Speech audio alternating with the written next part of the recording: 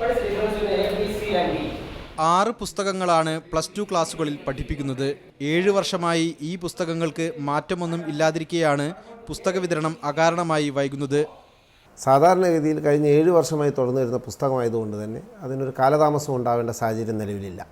ഈ വർഷം ജനുവരി മാസത്തിൽ തന്നെ ഇതിനുള്ള ഓർഡർ സ്കൂളുകളിൽ നിന്ന് സ്വീകരിക്കുകയും അതിൻ്റെ അഡ്വാൻസ് തന്നെ കുട്ടികളിൽ നിന്ന് കൈപ്പറ്റുകയും ചെയ്തിട്ടുണ്ട്.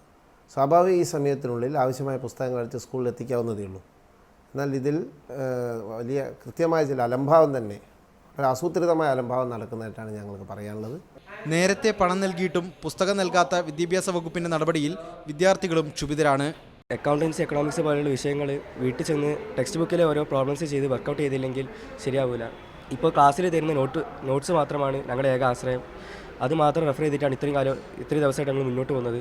അടുത്ത വർഷം +2 പുസ്തകങ്ങൾ മാറും.